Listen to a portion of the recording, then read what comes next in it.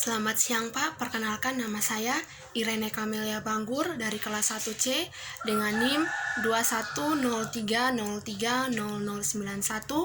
Di sini saya akan mereview buku tentang politik hukuman, studi perbandingan penjara dan budaya politik.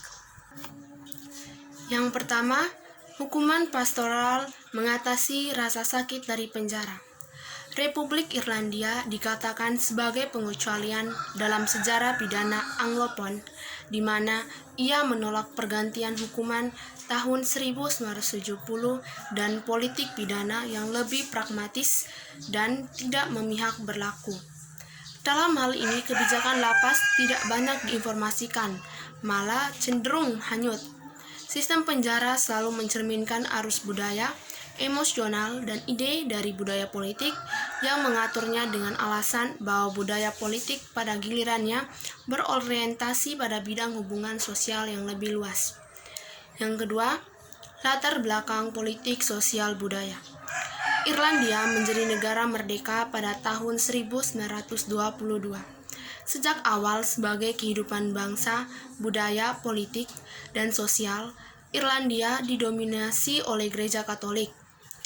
Blok kekuatan kolosal yang kepentingannya tercermin dalam undang-undang, kebijakan dan mekanisme kontrol sosial di Irlandia pada paruh pertama abad ke-20 gereja dan pemerintah sering mendukung sebuah hubungan Inggris, dicirikan sebagai koeksi institusi damai. Sejak pembentukannya, negara telah menghasilkan kekuatan pelayanan sosial untuk biasanya organisasi keagamaan dalam prinsip subsidiaritas. Gereja memegang otoritas yang cukup besar, akibatnya melihat dirinya sebagai bertanggung jawab atas kesejahteraan moral bangsa. Gereja menolak intervensi negara dalam ranah otoritas yang dirasakan, seringkali menganjurkan pandangan anti-statistik tentang masalah kehidupan sosial dan moral. Dengan demikian, ada katolikisasi ruang publik tercermin dalam sebagian besar kontemporer legislasi politik, khususnya di bidang kesehatan dan pendidikan. Gereja menentang skema yang mengancam akan bertentangan dengan kedaulatannya atas hal-hal ini. Misalnya, hierarki Katolik menentang apa yang dirasakan adalah program kesejahteraan yang terlalu menganggap seperti akses gratis ke perawatan kesehatan yang akan mengurangi tanggung jawab mereka. Mereka berkontribusi pada alternatif undang-undang kesehatan. Mereka pula mendukung pelaksanaan yang sedang berlangsung sensor dalam kehadiran mereka yang menonjol di Komite Kewaspadaan, sebuah kelompok kecil yang bertanggung jawab untuk melarang apa yang dianggap sebagai moral buku, film, dan majalah yang tidak pantas dan menyelidiki aktivitas non-Katolik. Kekuatan mereka juga meluas ke aktivitas sehari-hari sekolah, rumah sakit, dan sistem kesejahteraan Irlandia yang semua sebagian besar dikelola oleh biarawati, bruder, dan imam. Yang selanjutnya, yang ketiga, perkembangan penjara. Sementara tahun 1960-an telah melihat tanda-tanda ide-ide baru yang merayap ke penjara Irlandia. Kebijakan itu adalah tahun 1970-an yang menjadi periode dengan perkembangan paling luas dalam praktik pidana Irlandia hingga saat ini. Tahun 1970-an adalah satu dekade yang ditentukan oleh perkembangan pidana pertama di Irlandia. Penjara dikelola oleh divisi penjara, sebuah kelompok kecil yang terpusat pegawai negeri sipil yang berbasis di dalam Departemen Kehakiman di Dublin. Mereka bertanggung jawab atas jumlah tahanan yang relatif kecil, yaitu sekitar total 749.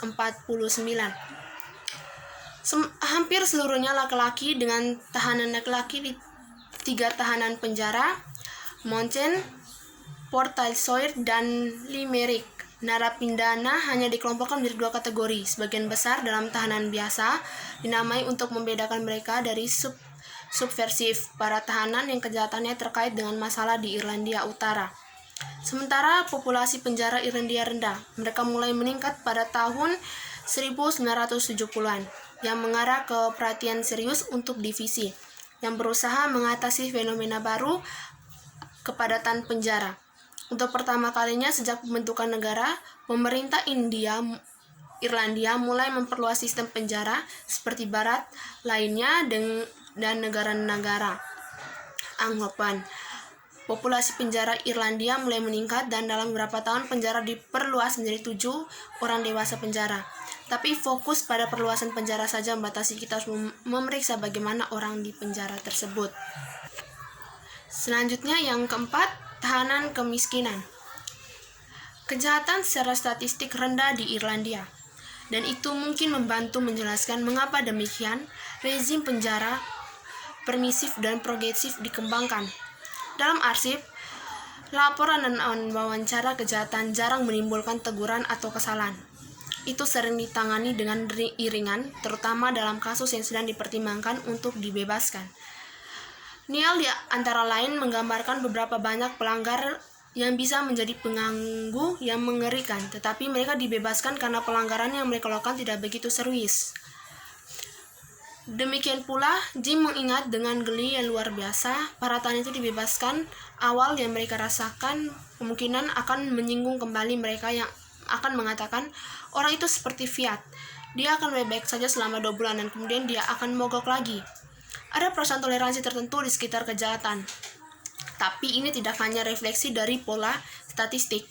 Ketika kita memikirkan penjara dalam hal kepekaan, kita melihat bahwa dalam kasus Irlandia, pemahaman kriminalitas telah dampak langsung pada pengambilan keputusan. Penggunaan penjara yang lebih ringan, hukuman pastoral di Irlandia didasarkan pada pandangan bahwa orang dipenjarakan tidak secara hierarki kriminal. Tahanan cenderung didefinisikan terlebih dahulu oleh endemik Irlandia kemiskinan daripada patologi kriminal. Banyak yang responden yang menekankan latar belakang narapidana yang tragis dan malang, umumnya melihat mereka sebagai korban perampasan ekonomi kronis. Baik, yang selanjutnya yang kelima, hukuman pastoral kalah. Dalam wawancara tersebut, salah satu mantan pegawai negeri sipil, Seamus, menjelaskan bahwa dalam 1980-an, tahanan dan penjara berubah karena dunia luar berubah. Soalnya penjara adalah mikrokosmus masyarakat. Pernyataan cerdik ini dengan cakap menunjukkan tantangan yang dihadapi pembuat kebijakan penjara dalam manajemen sehari-hari dan desain rezim pemenjaraan, mengingatkan kita bahwa penjara selalu mencerminkan siapa narapidana dianggap sebagai konteks sosial yang lebih luas, meskipun ada tidak yang tak terelakkan tentang seberapa luas kesulitan sosial dan politik bermain keluar di ranah pidana. Rezim pemenjaraan yang berubah dari awal 1980 hingga awal 1990-an yang dipetakan dalam bab ini menunjukkan bahwa politik yang muncul kepanikan tidak semata-mata tentang angka meningkatnya kejahatan dan meningkatnya komitmen. Perspektif pemerintah yang dominan tentang tahanan dan pandangan tentang pola kejahatan begitu mendasar dalam memberikan ekspresi yang tepat untuk berbagai mode penahanan, memamerkan dinamika pergeseran lanskap sosial dan budaya Irlandia. Karena kecenderungan dalam penologi komparatif untuk membandingkan hukuman menggunakan tingkat penjara per kapita, kadang-kadang ada yang diam diuniversalkan citra tahanan, mengabaikan perubahan tingkat kejahatan, perspektif tahanan dan pola kriminalitas. Asumsi implicit dalam analisis ini adalah bahwa tahanan tetap sama, pandangan kesejahteraan stabil dan hanya reaksi politik tidak sepenuhnya memperhitungkan perubahan masalah sosial yang coba dilakukan oleh pemerintah untuk diselesaikan, dan akibatnya merusak kemampuan untuk menjelaskan bagaimana dan mengapa penjara dimobilisasi untuk mengatasi masalah tersebut. Dalam bagian ini juga, saya tertarik dengan bagaimana orang-orang divisi penjara dibuat meresahkan dan menanggapi perubahan yang rumit yang terjadi di Irlandia pada tahun 1980 hingga awal 1990-an. Bagaimana rezim pemenjara ditata ulang, akomodasi seperti apa yang dibuat, dan mengapa? Bagaimana, apakah kepekaan itu berbeda dari periode sebelumnya? Diskusi dimulai dengan menunjukkan krisis yang sedang berlangsung, resesi ekonomi, meningkatnya tingkat kejahatan, dan masalah opioid yang muncul. Citra tahanan yang berubah menjadi terlibat dalam kecemasan sosial yang lebih luas, dan mulai membawa pengembalan Irlandia budaya politik menjadi buruk.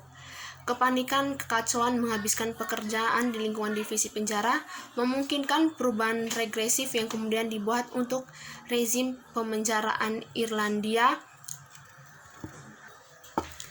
Demikian hasil review buku dari saya. Atas perhatian Bapak, saya ucapkan terima kasih dan selamat siang.